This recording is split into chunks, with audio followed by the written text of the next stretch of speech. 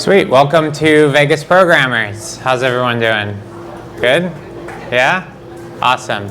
So for once a month for the past 5 years, I've been hosting Vegas Programmers with the goal of giving free knowledge, networking, and creating a place for people to share ideas and things like that. Joe Mayo here reached out, 6 months ago? When was your first talk? Maybe a year ago, huh? At our meetup, yeah? Outstanding programmer, author, you name it, Joe does it. And I love your talks. They're always filled with great knowledge. So I'm excited for today's one. Obviously, it's a hot topic, AI.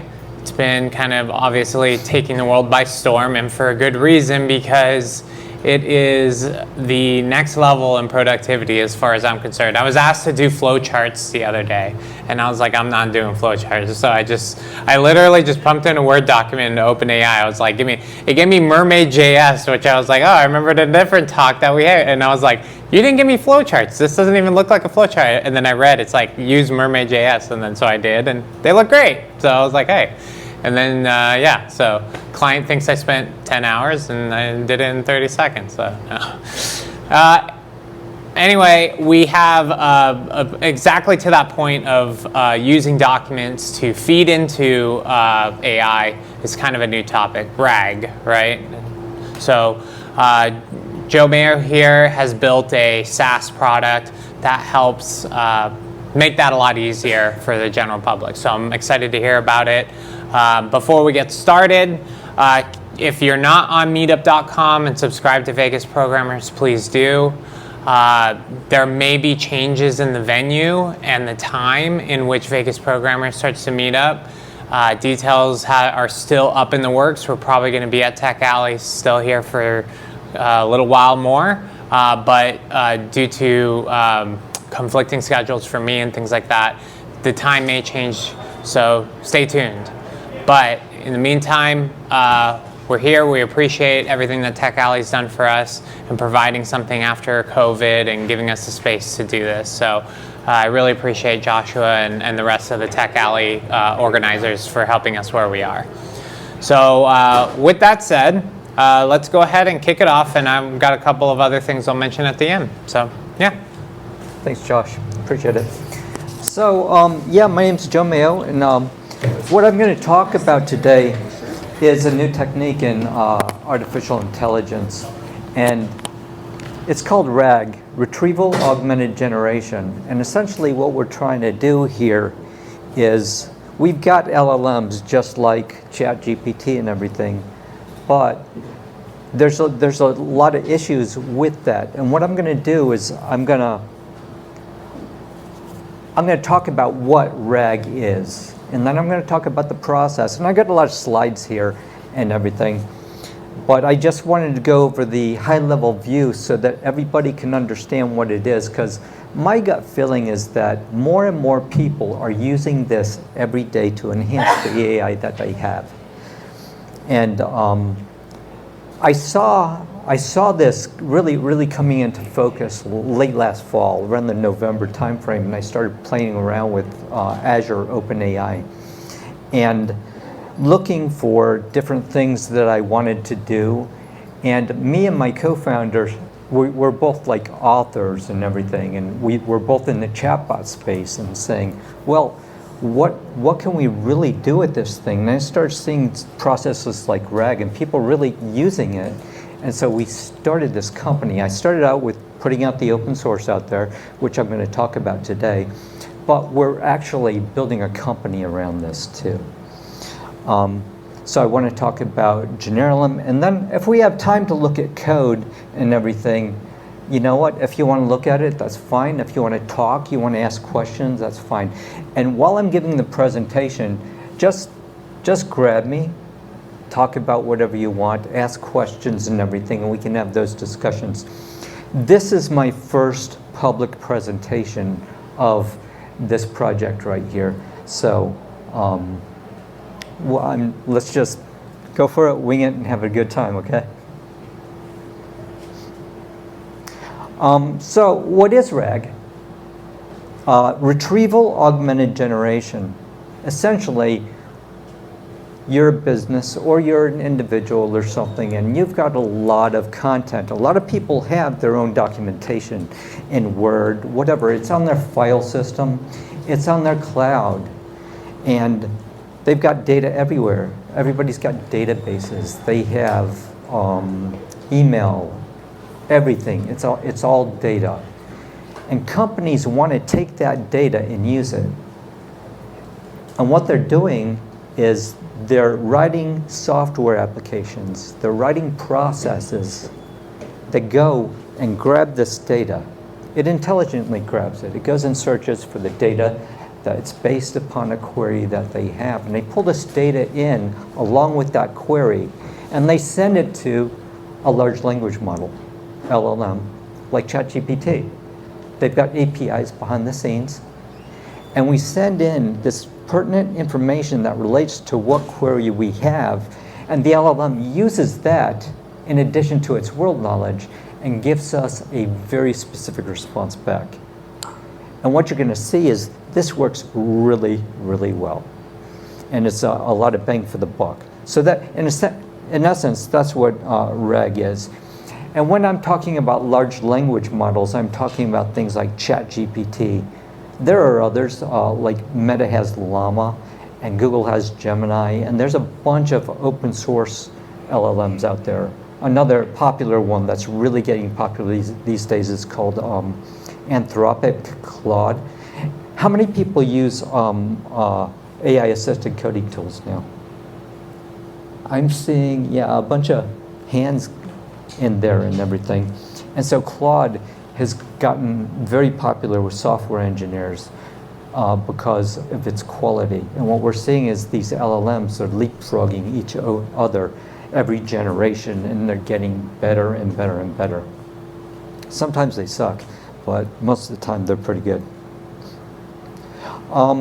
So why do we want to do this? And so, first of all, you got to think about the quality of the responses you get back. Think you go out and you ask ChatGPT something, and it gives you an answer, but it can only give you an answer about what it knows about, because they're out there and they're training this LLM on the data that they have to train. A lot of it's public data.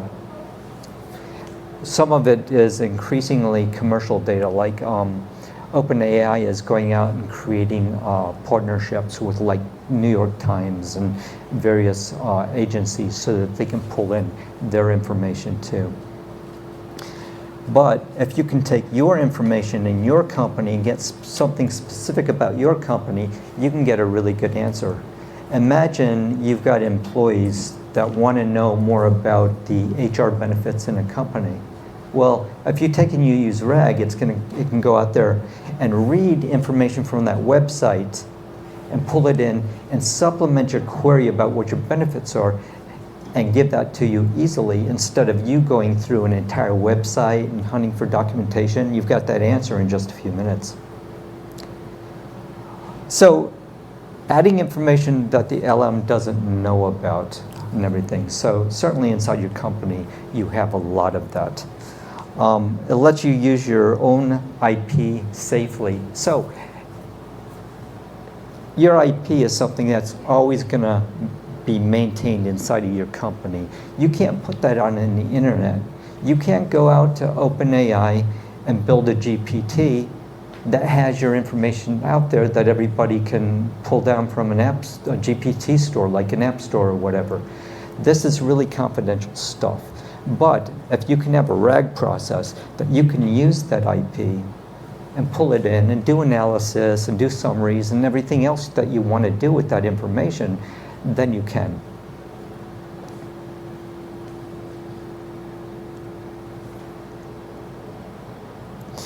Also, I have a question about that. If you're making an API request to OpenAI anyway, isn't it going to get your IP as part of the context of the query? so the question is, if I'm doing an API request to OpenAI anyway, aren't they going to get it? Well, that's true. Yeah, it's going to them. They're pulling it in.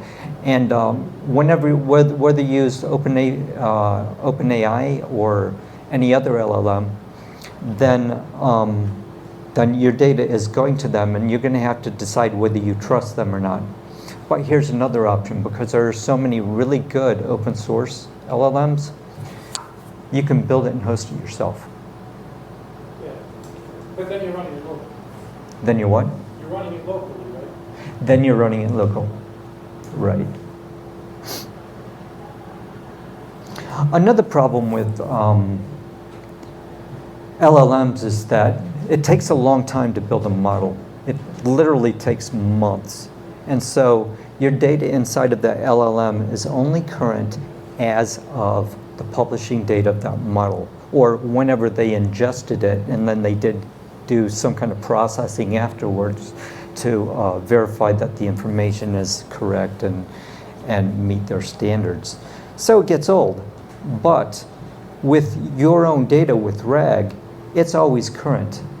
You can always update your data stores with your documentation, and that's what Generellem is actually doing.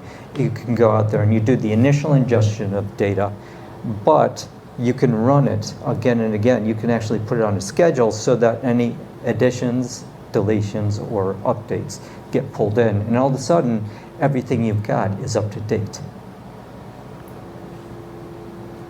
So any questions about what the benefit of this process is?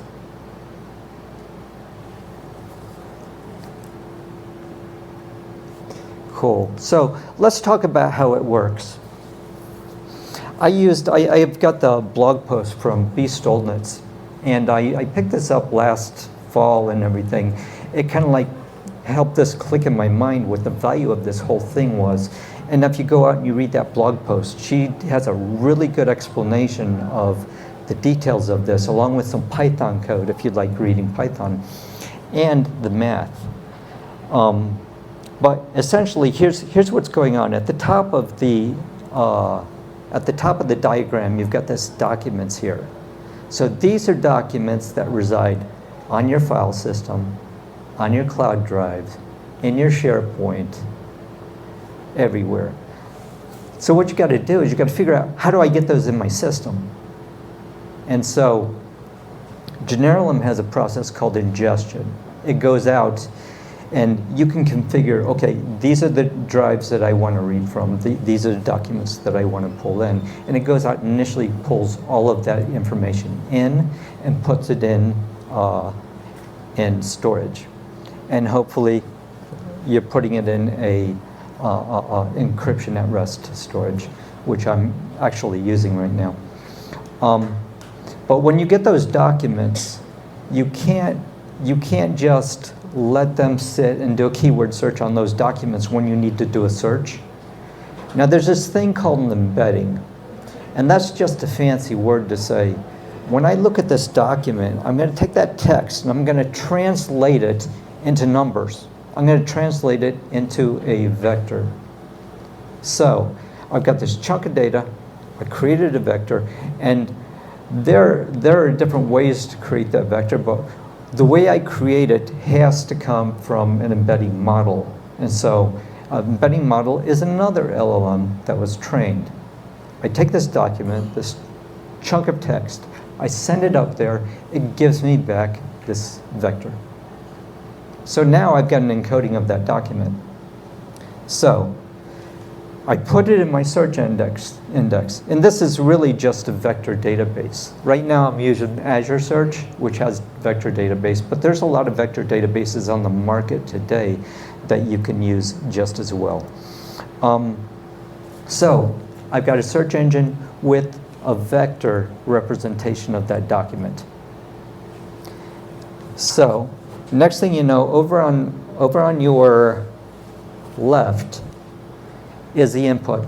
The input is really the person who's sitting there asking a question of that LLM. So they do a query and say, hey, tell me more about Generellem. So here's what happens. You've got two lines right there. You got that top line where it goes through an embedding and a vector search, and then the bottom line. The bottom line is just the raw query going to the LLM. But the top line is where the magic happens. Because remember how the document used an embedding and you got a vector out of it? Well, your query, it takes that query and takes that text and turns it into an array of numbers too, a vector. So now you've got something to base your search on. And when you go and you do that embedding and you send that to that search index that already has those other vectors in there, it can compare them and do a similarity match. And there's mathematics that go between being able to say how similar is this to something else, and it's very fast. One of the names for one of the algorithms is called cosine similarity. And there are others, you know what, there are a bunch of papers out about what good similarity matches are. But I'm using this Azure Search, and it does that for me. So all I'm doing is I'm using this embedding, get the vector, save, and then when they query, I get a vector for the query. And then we do a comparison, and we send that to the LLM along with the query.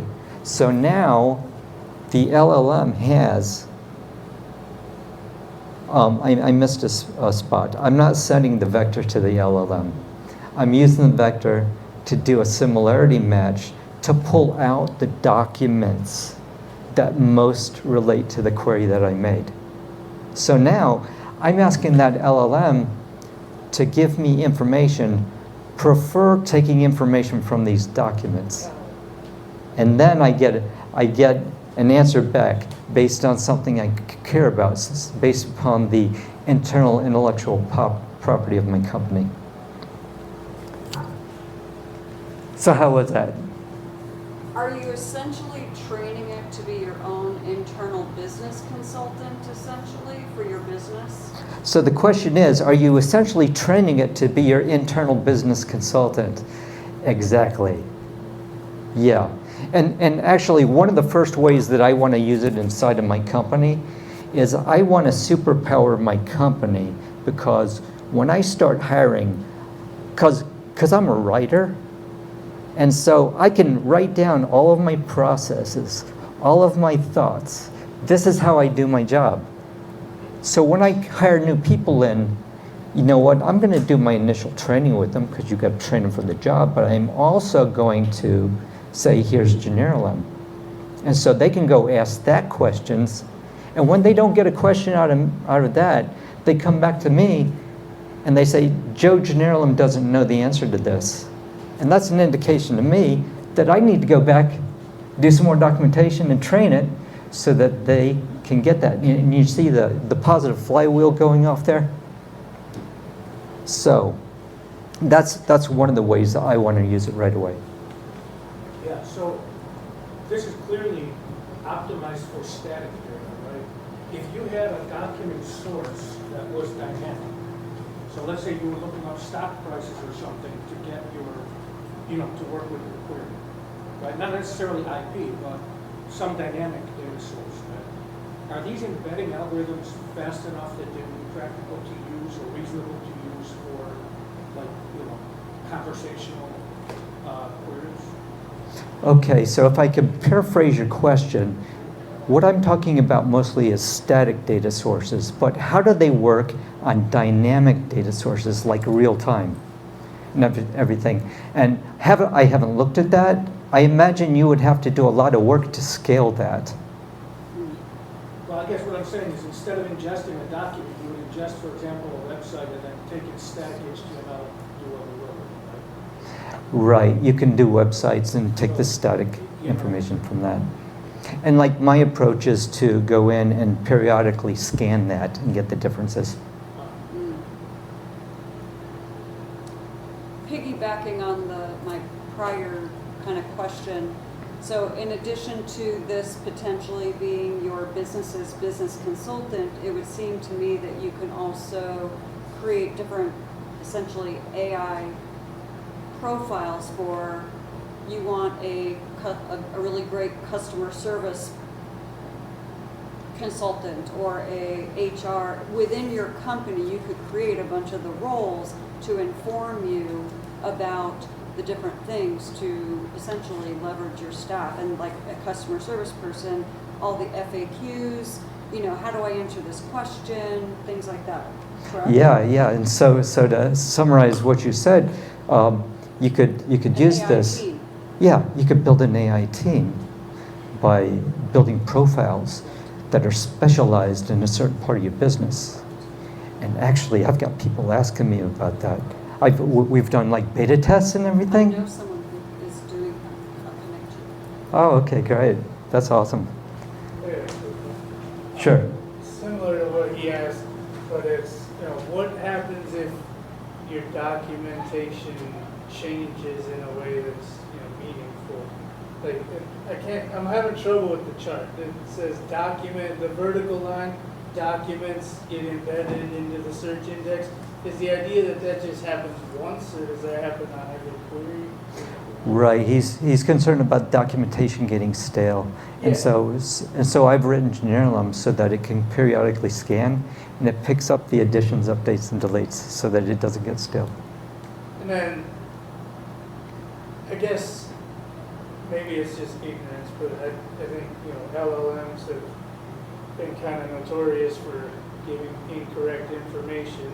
And, why would I think that, just because you have the diff, now you have two sources of information. One says, one says it should be red and the other says it should be blue.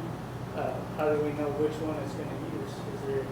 Right. So he's saying, okay, what if we got different disagreements between what the information is, and how does that relate to getting accurate information and the history of LLMs for being classically inaccurate, and in some cases. Okay, so first of all, the different documentation, that's something that I'm going to have to think about, because I've been thinking about that too. What if you've got two departments in the same company that with two different opinions on the same subject? Okay, but it always comes down to human in the loop. Whatever AI gives you, it has to be reviewed. You can't just take that verbatim. And I've been telling software developers for months now, it's like, don't take and copy paste that code that the AI gave you directly into your application without review. There's quality marks. You have to do unit tests, you have to do code reviews, and you have to do integrations and everything. And so human in the loop is the solution. Yeah, go ahead. How frequently, like, in a business, obviously, the documentation is changing all the time, you're getting new information, you're iterating, etc. How frequently is it refreshing, kind of to your point, with the date, to update and refresh so it's the latest and greatest? How often does that do that? Okay, so the question is, how often does it do it and everything? And so it's really configurable. In some cases, like in the file system with my open source thing, I've got it, okay, you can actually hook it up to a scheduler and run it periodically. Yeah, okay. Like, you could run it every 5 minutes if you want. It may run into problems if there's like too much documentation changing at one time, and I'll probably have to work on that so that it can scale better. But in other cases in the web, I just did a OneDrive connector, and OneDrive has this thing where it has real-time updates. Whenever something changes, I can set up this thing called a hook, so that I get those updates right away and update everything in real time as it's happening. With ChatGPT 4.0's latest update with memory, what's stopping me from putting the static document directly in with my input to the LLM? So the question was about ChatGPT's update with the large memory and everything. What's stopping you from putting that document in there? Nothing. You can still do that, and that's what people are doing today. But you see, the thing is, here's the hassle. It's like you got to take that PDF and translate it into text, and put in what part that you want, what it pertains to. Because you see, if you overload the LLM with things that are not pertinent, you give that whole document. Let's say you've got a 50-page document on 15 different subjects. Is the LLM going to pick up the right one, or have you diffused its knowledge into so many different areas? Yeah, so there is another project called Private GPT, which allows you to ingest your own documents and then feed it to an LLM. Is this basically that, or is this some substantially different? This project on, what's it called? You know, Private GPT? Private GPT. I haven't seen it yet. Oh, but that's basically what this is. Yeah, my gut feeling is that there's going to be more and more people going into this space. Yeah. Do you have to deal with chunking, or does Actor take care of that for you? You have to deal with it. How do you navigate? So yeah, you're asking about chunking, because the thing is like, okay, because we get this, okay, so how does it deal with chunking? So you've got this vector, and you've got a vector size, and if your chunk is too large, then all of a sudden, that vector can't capture the true meaning of what's in that document. So you have to do chunking, and you have to make it, you make it too small, then you're wasting your time because you've got too many chunks you're putting into the thing. So you have to find a balance between how large that chunk should be, and you got to kind of like tweak it. So what I did is, for right now, I'm picking something that seems to work pretty well, but I may have to put some tweaks in there so that people can tweak it themselves. Yeah, related to that, it would be modeled, because the LLM depends, right? The optimal chunk size depends on the model you chose, right? Right. Well, the model is going to constrain your. It's the tools that you're using are going to constrain how large your vector is and how large of a chunk that you can have. That's true.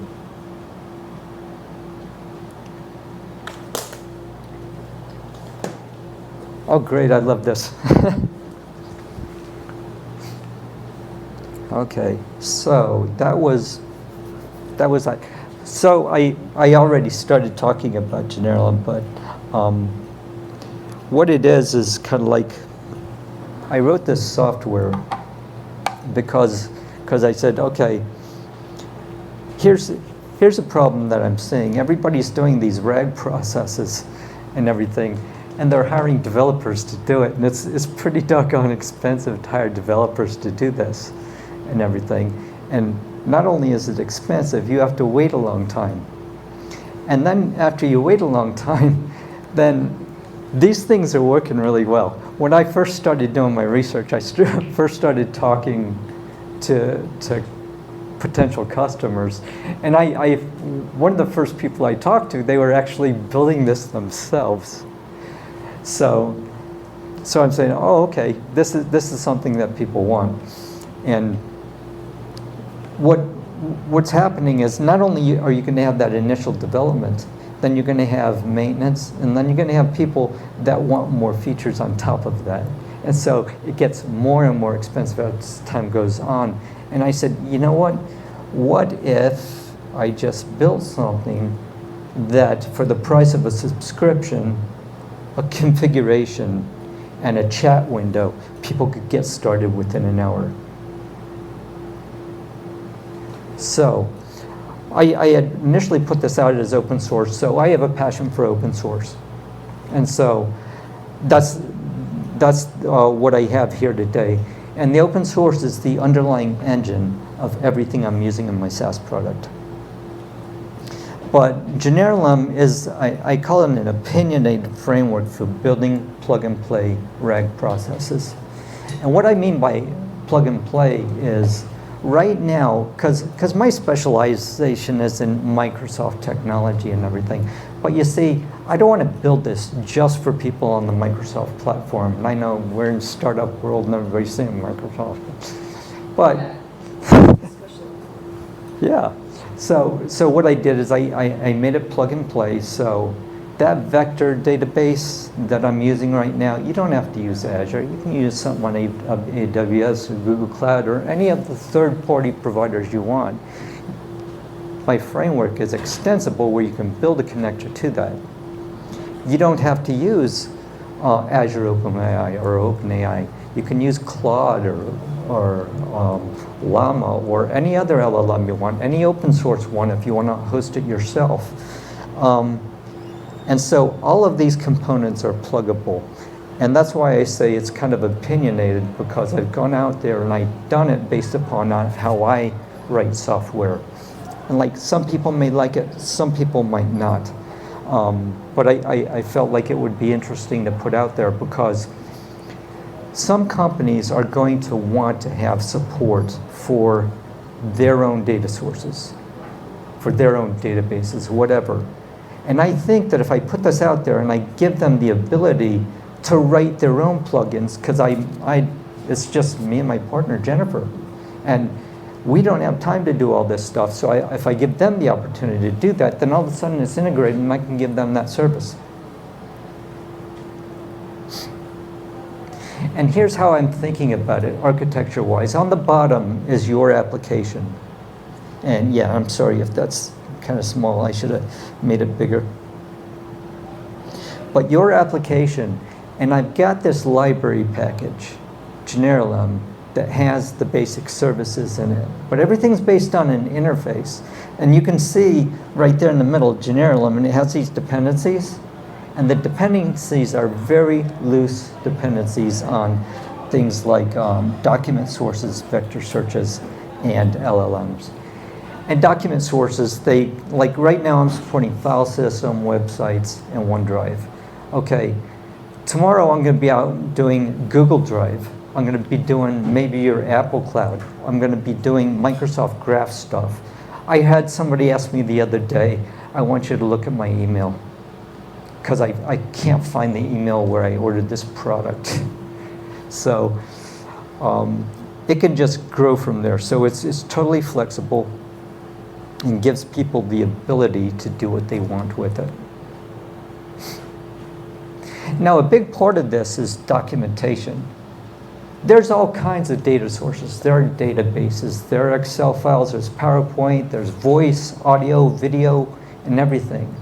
Right now, I'm doing documents, because that's what most people really work with, and that's what a lot of companies have. They got their files full of documents and stuff all over the place, and things that are so large. They've got like benefits, they've got insurance policies, they've got everything. And they just want to be able to find that information, ask questions about it, or say, compare these things and tell me what the differences are. Or if I've got a course that I wrote, give me 10 questions from this chapter of this course that I can quiz my employees with, or something like that. So I've got to see the document source over on your left. So you can see I've got different document sources. It could be a file system, web, or Google Docs. And the I document source means it's an interface, meaning that I can write anything to that interface. And as long as my code respects that interface, it will always work. So just plug it in. Document types. I've got like a lot of different document types. Of course, HTML, PDF, Word, but when I start supporting like Google Drive, then I'll go out and get Google Docs and do things like that. And so anything textual is just going to work great with this.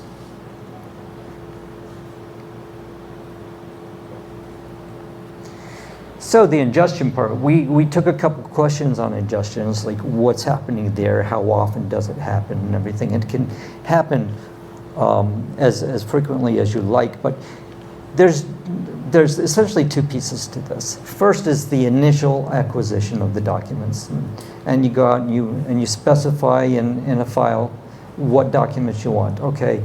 And you can specify your folders, and it'll recursively go through those folders. And over time, I'm going to add more features like, okay, should I exclude this, or should I just get this one file and everything? But I'm kind of like waiting for feedback from people that I'm already getting feedback to tell me, okay, this is exactly what I want to do with this. So you've got the initial acquisition, but if you run this over and over again, then it can do a scan and pick up the differences and get the adds, updates, and deletes and keep you up to date. So anyway, that's, so who wants to see code? So, okay. let's go look at some code. I'm going to put this slide back up there when I conclude and everything, but there's my email right there. If anybody wants to email me, I've got this, I put it on my GitHub, and you can see my GitHub address there. You can download it from there. But I didn't put my email on my GitHub because there's automated things that come and get me. With the data coming in that's being scanned and then embedded, prior to that, say you have your file system in your OneDrive or wherever, and presumably we have file folders and nomenclature and all of that. Does that get picked up? Does our organization and labeling of, so if this is project X, this is project Y, or this is something, does it pick up that organizational structure as well? That it's like, if I say project X, the information should only be picked up with this data versus I don't want it to scan everything. I only want it to scan the project X stuff for this query, even though it has everything in there. Does that make sense? Yeah, it sounds like there's a couple different things in there. One, does it pick up the structure of my project and infer from that? That's an interesting concept. It doesn't do that right now. But the configuration file does let you specify like the folders that you want something in, that you have documentation in, and it will only go in there. But if I'm doing something for my whole business and I have separate, whether it's product offerings or whatever it is, I don't want the query to go across the board. Like all the data has to be in there, but when I do a query, I may not want it to scan all the data because it's really only relevant to get the most useful information out. I really only want it scanning this product to give me the information versus none of this is relevant to this query, just this. Right, it doesn't do that right now, but I think that sounds like something really useful, and it sounds like it matches a lot of the feedback that we're getting. The tighter the prompt and the tighter the data source, like you said, it's most relevant in the vector labeling. Yeah, that would make the personalization great. Got it. Yeah, so I'm thinking of a use case for this. Right now I'm using NeoVim with Codium as a plugin. You're using what? I'm using NeoVim as my IDE. Okay. With Codium as an AI plugin that's sort of a co-pilot, and it does make network requests. Would I be able to write a NeoVim plugin that wraps basically this, such that it looks at only the checked out files in my Git directory, and you could exclude, for example, like node modules or a Python virtual environment or Golang third-party libraries and things like that? Is that a valid use case for this? Yeah. So let me paraphrase what you said, because you're using NeoVim with the Codium plugin, and you're saying, could you use this? Well, this is written in C#, so you have to have some kind of compatibility layer in there. But let's say that was possible, and you want to say, I only want to get these ones in there. I'm actually working on trying to figure out, okay, how am I going to let you specify more than just a folder right now, so that you can specify more of what you want to pick up.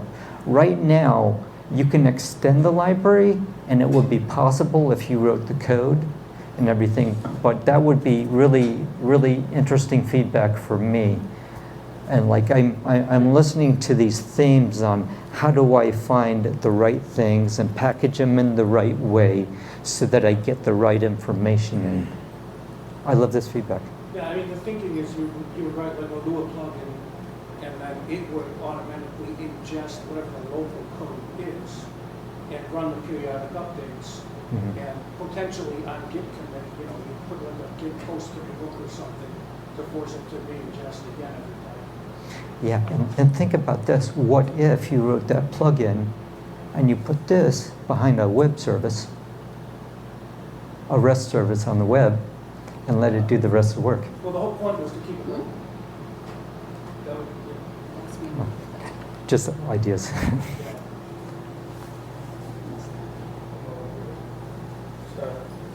along the same lines of the last two questions is I have played with a tool that's similar to this, and one of the issues that I seem to have is, I pull in a JavaScript project and there's 40 files named index.js because that's how the project's set up, the folder name, and then you go to index.js. You could theoretically figure that out based on the exported functions and stuff like that. But as soon as you upload a second project in there, that's gonna be basically impossible. You need some sort of folder structure or some sort of outer wrapper, kind of like the last two questions. Yeah, so if I get the gist of what you're asking and everything, because you can have two different projects that may be identical or similar or have similar file names. Here's how I handle that. I've got something called a document spec. And the document spec includes the machine name or the source in case of a website. Or if you're OneDrive, it'll be your OneDrive account. And then I've got the file path down to that document.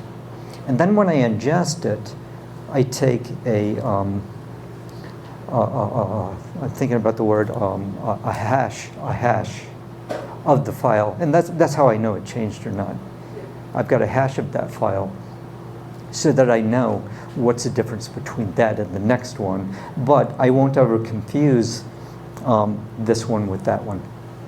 Now, there's probably some work I need to do in the search algorithm of finding these things, because if you get two very similar files and it brings back both of them, I'm not sure there's any harm there, but it's something I've got in the back of my mind. Are you hashing the file's contents only or also the path? Are you hashing the file content only or just the path? Just the content. So if you had like a Python project with a bunch of init.pys there, right, they would all hash out the same. So, yeah, right. So if I've got a lot of files that are empty, they'll hash out the same. Exactly, they will. It's the same content. But really, the hash is primarily so that if that one file at that path changes, No, I understand. then I know. Yeah. I'm just saying, like, if I ask the question, like, how many files are in my project, I could get a false answer. Mhm. So I had a comment on kind of wrapping back on how to update your databases and everything. And MongoDB actually on Thursday just had a big conference about this, and it's a technology called Continuously Updating Vector Embeddings for Gen AI Apps. And it's a service that looks for webhooks, and then it just like throws the updates to your vector space or whatever. And anything that changes in your database gets rolled over to your vector database, and then it gets put back online for all your agents and everything. And then to talk about how to do your different like file structures, I feel like the recursive parser for your model, and then every single like subsystem that you generate for one project almost needs to be in its own like RAG database. And then anytime that you have like an agent or like a model that has to have like multiple references to multiple databases, it just runs a query on each one of these like separate databases, compiles it all in like a mediator level, and like ascends that to the next like level of knowledge that then you can use for your template for your own problem. So I don't. We can talk more about that like later. Right. That sounded interesting. But let me paraphrase it and everything, because we're recording here and everything. Because you just went to a MongoDB conference, and they've got a service that kind of like gets the differences like this and everything. It's like, okay, you see how different people in the industry are beginning to realize how important this is and start building it in their products and everything. That's pretty cool. And that you had some really interesting ideas on how to have different sources of the different data sources so that we could do it. It kind of like follows the theme that a few other people here have been talking about. Very interesting. Okay. But I forget that's a really good name. I think you could Generellem, or however you said it. It's really awesome. I know. It was like when I first got the idea. It's called Generellem. It's like generative AI and LLMs, portmanteau. So I went and I got the domain name.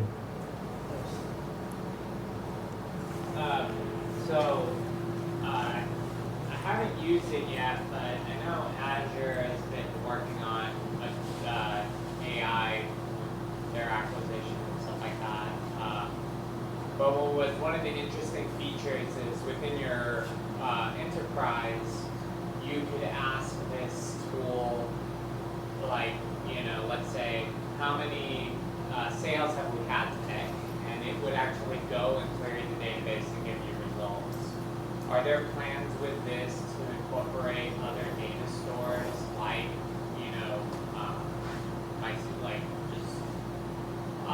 other than files itself? Are there other plans that you have to expand this into like the actual data stores? Right. So if I could summarize that, you've noticed how Microsoft is taking and building different types of tools that go into your documents and everything, and just pull that out and create stuff. And from my perspective, am I going to add more data sources? Right. That's why I have that pluggable framework, so that I could just cover everything. And I'm going to go not only Microsoft, I'm going to go across industry. I'll be on AWS, I'll be on Google, I'll be on Meta, I will be on open source and everything.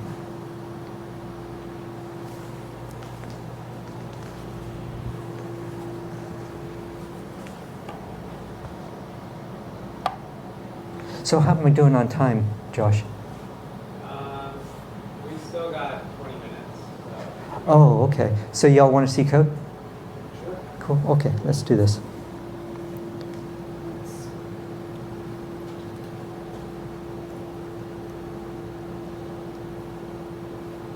Okay, so here's my project. I wanted it to be just one library.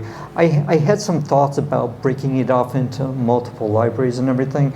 And I'd love to have some feedback on how people feel about having a core library with all of these different offshoots to it and everything. I don't want to put anybody in dependency hell. But I'm trying to make it as simple as I can right now. So what I've got right here is like this follows the diagrams that I was doing where I showed you documents. Well, this document, if I go down right here and I say document types, I've got this growing list of all of the document types that I can ingest.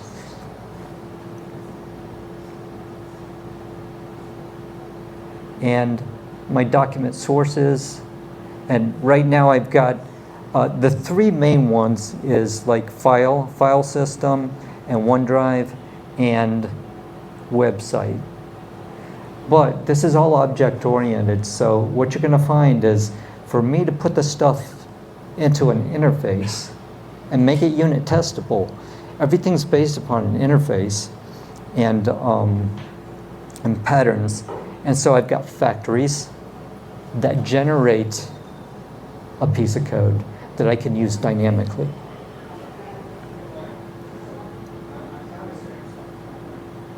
Here's the embedding logic. And I'm using Azure OpenAI right now. Whatever you use for an embedding tool, you've got to use that for both the ingestion of the document and for the search, so that you get the same comparisons, apples to apples. That would mean you gotta stay on the same version? Yeah, that would mean stay on the same version too. Well, I just mean like a year from now, when there's new technology, would you just have to start from scratch?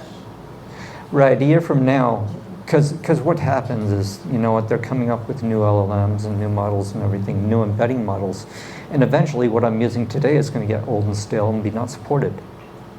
So I'm going to have a migration strategy of take the chunks that the customer currently has and redo the embedding and keep track of what their current embedding is.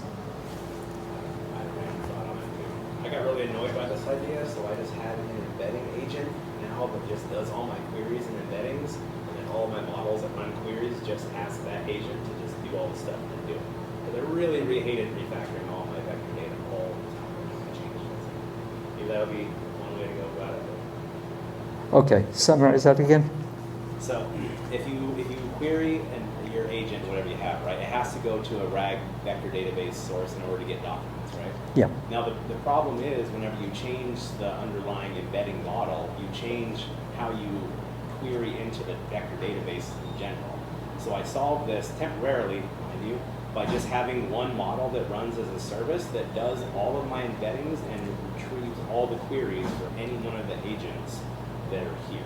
And that kind of eliminated having to refactor my vector database every single time I had a new agent come on, because essentially my librarian never changed, right? That's one Oh. way I did that. That sounds interesting. He had like a single agent that took care of the embeddings for him, and I would like to know more about that. So that was the document sources, embeddings, and of course the LLMs. And I'm using Azure OpenAI. Oh, by the way, how many people got startups here? Yeah, and are you using writing code? Microsoft has a startup hub program where they give you free Azure credits. So I signed up to that. You just got to go level by level, and that's going to save you so much money. I think I saw something similar with AWS the other day too. But here's my Azure OpenAI, and I've got a class here for the LLM so that I can communicate with that. And you can see my interfaces right there, ILLM. So essentially, I can switch this out to Mistral or Claude or whatever. And just as long as I'm talking to that one interface, I can just switch it.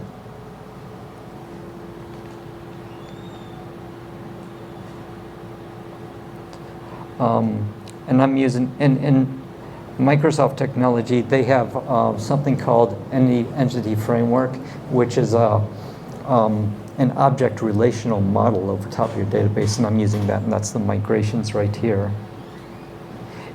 It's nice for development because I can change a database entity and then update my migrations and then push it, and then it changes the database for me and gives me nice rapid iteration. I think there are similar things in other languages. This RAG process, this is kind of like the driver of the RAG process. And right here, I have this class, and I'm using IOC, so I'm injecting all of these dependencies, and they're all interfaces. So that's how I program. That's why I say it's opinionated, because I do a lot of interface-based development. And so when I'm doing this RAG process, what I have to do is I have to tell the LLM what I want. You're an AI assistant reading the transcript of a conversation between a user. Given the chat history and user's query, infer the user's real intent. So I'm keeping track of chat history. Everything you're querying with the LLM, I'm grabbing your last N chats, I'm pulling that together, and I'm sending this prompt. So I take your query, I take your history, I send it to the LLM and say, what does this person really want? And most of the time, I'm getting a really good back, concise answer. And what that does is that improves and qualifies the query so that I get back a really good answer. And as you know, system message is really important. This is one of the personalization type things, because I just got this general message right there. But if you change this and you make it a specific message for this part of your company, for this purpose, then all of a sudden you can send in a different system message with each query. Because what I'm doing, I'm rewriting the whole query and sending all this information in. And then I think most LLMs have something that's similar to temperature, and it's the trade-off between accuracy and creativity. And accuracy is going to give you something that's more verbatim to the content that you train the LLM with. Creativity, the further you go, you can go so far that what it'll do is it'll give you a little bit of creative material and then trail off into garbage. So you can kind of like tweak the creativity to get a better answer.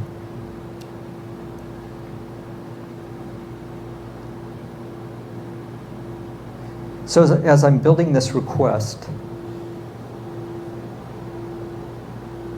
then I'm going out here and instantiating my objects and everything. And this is the summarized user intent that I was talking to you about, where I grab the chat history and combine it with the query so that I can get a summarized user intent.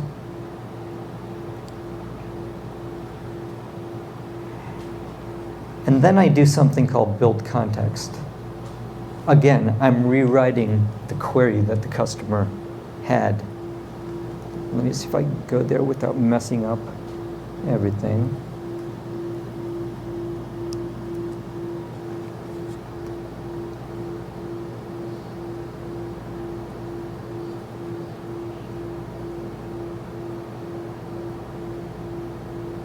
Okay, so let's talk about build context. So I've got this method called search. And search actually goes out and gets the summarized, it takes that summarized intent message that I just got, and it goes out and it actually does a search for these documents and pulls them in. So let's drill down into that.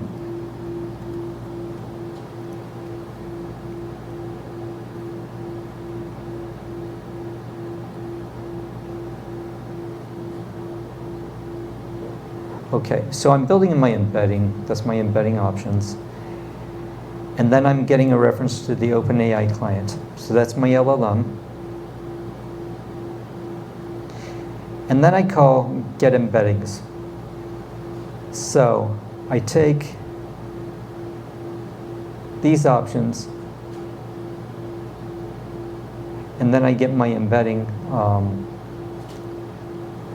token back for that query. And then I get my embedding back, and remember I said it was a vector? Okay, in actuality, this is an array, a floating point array.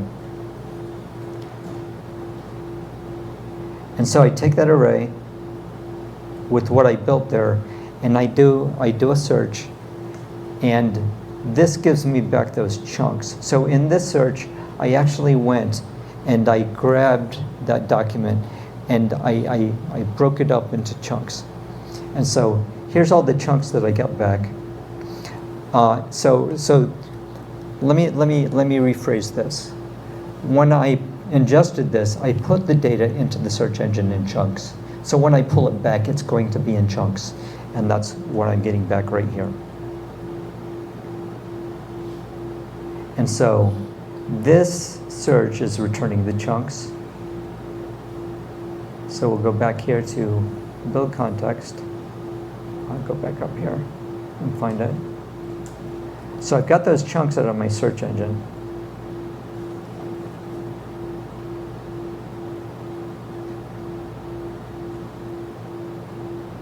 Right here.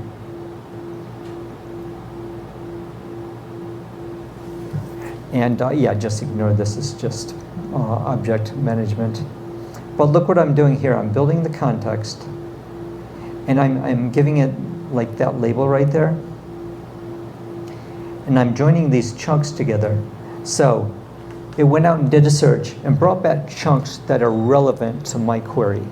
And I'm taking those and creating a great big context section for those chunks. And that's my context right there. So this is the query I'm going to use. And so I'm building my message by taking that system message that I just showed you and combining it with that context. So this is really the underlying secret of it all. You you take the user's query, and behind the scenes, you do all of these things to rewrite that query so that it's something more presentable to the LLM. And then I put in my data, and then I get my response back, and that's what I show the user. That's the response.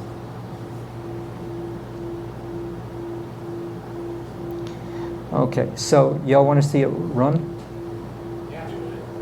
Okay, let's do it. I'm going to, Can I just ask, that string of content with a new line before and 2 new lines after, is that actually relevant to anything? Or is that just to break up the line? oh, that's to break it up. I think it's easier for the LLM to read if you put those. I mean, if that string were in the data that you were ingesting, Uh-huh. would that work like an injection attack to break something, or would it be okay? I think it'd be okay. Yeah, and this is not taking the only user input it has is what from the query and everything, but this would not be an injection attack because everything's translated into a string. It's not anything that can become executable. No, I know. I was just using it as a metaphor. Oh, okay. Injection problem. I understand. Yeah. So that's that. Let me set my startup project here. Set as startup project. And oh, I'm not connected to the internet. This isn't going to work. So let me see if I can do this super quick.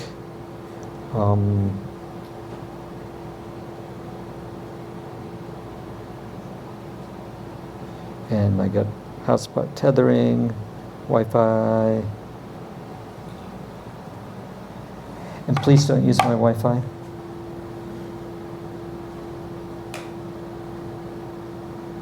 Is the ingested data in the database, is it significantly larger than the original documents? I wouldn't say it's significantly larger than. So the question was, is the data in my database significantly larger? You know what? It might be double. It just depends on the size of the vector, but it also has overlap, so that you don't accidentally miss context. And so my overlap is about 100 characters on each side.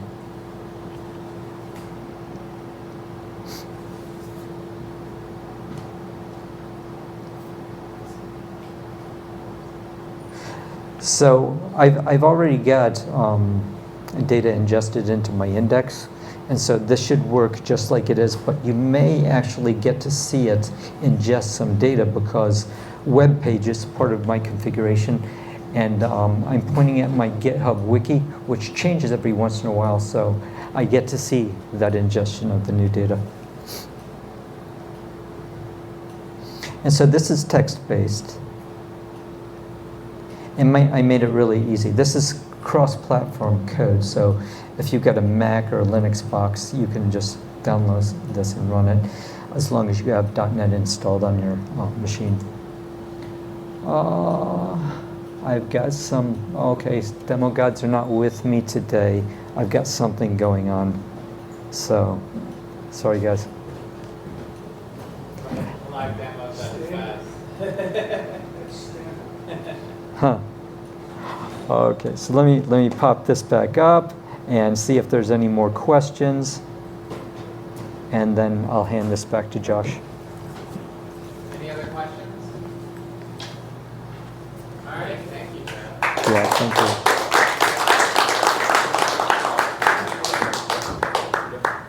Oh, one more question? Oh, sure. Yeah, go for Have it. you had any luck in finding any kind of like standardized signature for accessing AI, LLM agents, or with making a signature on what it should look like to register a document inside of a RAG database?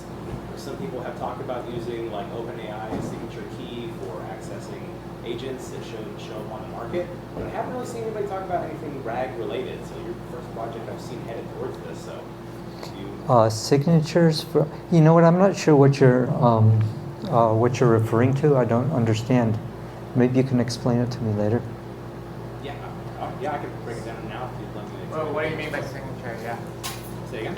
What do you mean by signature? So if you're going to, so if you put out like a LLM model, like an LLM model, or you have a chat service online right now, and you wanted to change between OpenAI, Llama, and Anthropic, like you're going to need some kind of signature to switch between those three different models right now, right? So then the integration problem is how much different is the signature for a Llama compared to Anthropic, right? So the industry standard signature for like accessing different LLM services is kind of trying to get standardized right now. I haven't seen anything as far as like RAG database specifically, so I wonder if you can. Oh, okay. Are you talking about interface? Yes, yeah, interfaces. Yeah, it's like, right, there's a little bit of difference. There's some similarities and everything. For example, like I've got temperature and of course your basic query and maybe something else that doesn't come up to mind, but they're different and they have different features and everything, and I'm planning on addressing that. But because I have this plugin architecture based upon an interface, so those, like, you're always going to have a query no matter what. So as long as you have that, I can make this thing work, and so I can let anybody build anything that conforms to that interface that's still going to work. And I think all of them have the ability to send a query. So you build something that says, give me this text, and then behind the scenes, your class is going to go ahead and do that query for you. I guess the scary part is whenever your models change, your query also changes, right? So like your system and user prompts are somewhat going to have to be tracked between the different agents that you're going to be choosing, right? So then is it going to be the responsibility of the person sending the request, or is it the service itself that needs to catalog all of the templates that are available, right? So that decision right there is like, oh my gosh, what do I even do with the signature whenever I want? Yeah, that's really a good point. When the model changes, then how you communicate with that model has to change. And you see, I'm not there yet. All right, I'll shout the apparatus. Let's get it. Just to Thank add you. to that, you're going to have to migrate the database again too, because the chunk size is going to change, right? Right. Indexing of the database, yeah. Oh yeah. Really good points. That can solve our problem right now. Thank you again, Joe. I appreciate it. Great talk, yeah.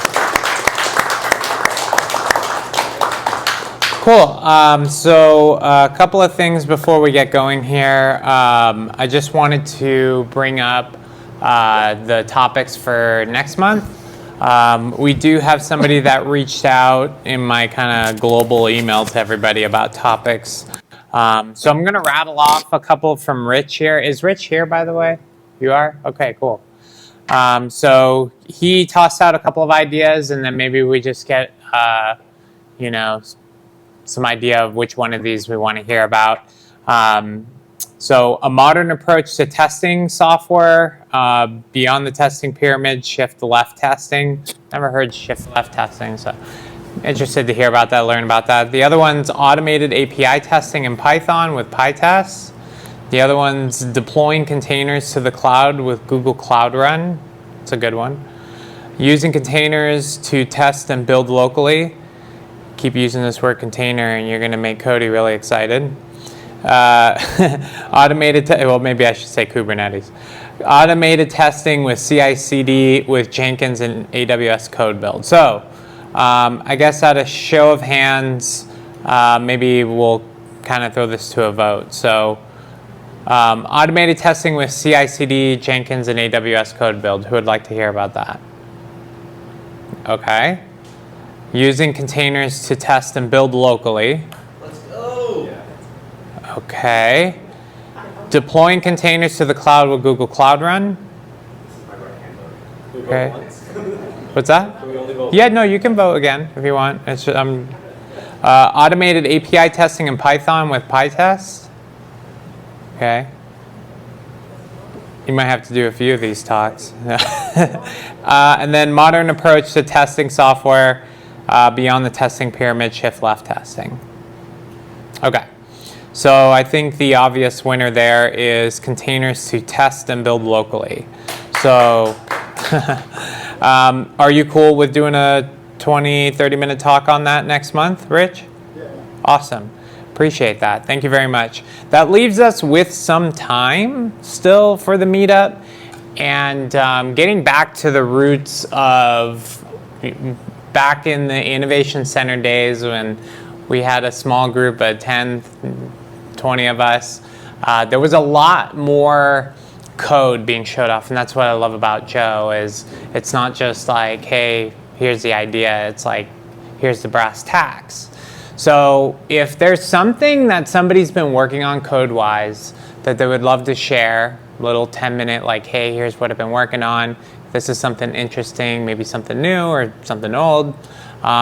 We'd love to have maybe an additional spot during that talk for somebody to kind of show off some code they're working on, or even some room for troubleshooting. If somebody has a code challenge they're dealing with and wants some opinions from the general pop, we'll call it, then we can do that as well. So It's up to- preparing a talk for the Python meetup on OpenCV automating Android data. And if you want, I can do that if no one else wants to do anything or if anybody cares about it. Sure. Does anybody have like a burning desire of something they want to show off before? Okay, well, we'd love to see it then. Yeah, cool. Sweet, that takes care of next month. Now, in September, just because I'm trying to queue up these topics, I'd love to have like a front-end framework discussion. So we've had a new user group member who wanted to talk about Vue. So I'd love to have maybe 20, 30 minutes for that, and then use the other 20, 30 for perhaps somebody else. I know, Dove, you know some frameworks, or if anybody else is interested in talking about whether it be React or Bootstrap or whatever, one of these other thousands of frameworks that are out there. Tailwind would be kind of cool, actually. September, yes. So a few months out. So, do you want to do one? 10 minutes. You want to just do a short one? On what? Tailwind? Oh, it depends on how many talks we want to. Typically, I'm thinking like just split it up into 2 talks. So 20, 30 minutes. So I'm thinking. If you want to do a lightning talk like 10, 15, that's fine too, man. I'll do it. On Tailwind, or which front-end framework? What front-end frameworks have you been working with? Yeah, I can do Tone. Are you- I do React or React? React would probably be a good one to complement Vue. Although we may need to get the boxing gloves out for that one too. Oh, he's way. What's that? I was like, can I do Blazor? Blazor? Yeah, that'd be cool. Yeah, we can do Blazor. Yeah, cool. Okay. I'll definitely do Tailwind. If it's like Tailwind CSS. Yeah, if you want to do a 10-minute on each, that's cool with me too. You know, it just depends on how much time you think you're gonna need to kind of show it off. But I'd love to hear it, because I mean that landscape of front-end frameworks is changing. It seems like every month, and Tailwind especially, I know, has caught a lot of attention. Some of my projects are still, they say it's archaic, but Bootstrap, and it works. But I know, you know, there's so much more they could take advantage of. So I want to keep hearing about that kind of stuff. So great. We have September lockdown. I appreciate that. Again, if you're not on meetup.com, go on there, sign up for Vegas Programmers. We're still kind of working through perhaps a new venue and things like that, new time during the week, just because weekends are going to be tough for me coming up here pretty soon. Coach Josh for my son's baseball team soon, hopefully. So I'm going to be busy during the weekends, unfortunately. But still want to keep it going, and still want to, you know, share knowledge and you know, keep Vegas Programmers, you know, the great group that it's been. So this hasn't been thanks to me. This is thanks to all of you for attending, sharing your knowledge, stepping up, and giving talks. This is what the group's all about, right? Not me just rattling up here and giving them stuff. So again, thanks, Joe, for coming out. I appreciate that. By the way, if anybody wants a free PHP Storm, or excuse me, a free JetBrains license, which can be IntelliJ, PHP Storm, etc. I've got 2 of them to give out for free. They're a free year subscription. Typically, like IntelliJ is like $800 a year or whatever. So if you want to grab that, come grab me here at the end. Other than that, thank you to Ryan for recording this. Appreciate you. Thank you for Joshua and the rest of the Tech Alley group for help keeping this going, and then Vegas Theater Company for hosting us. So thanks again, and we'll catch you next month.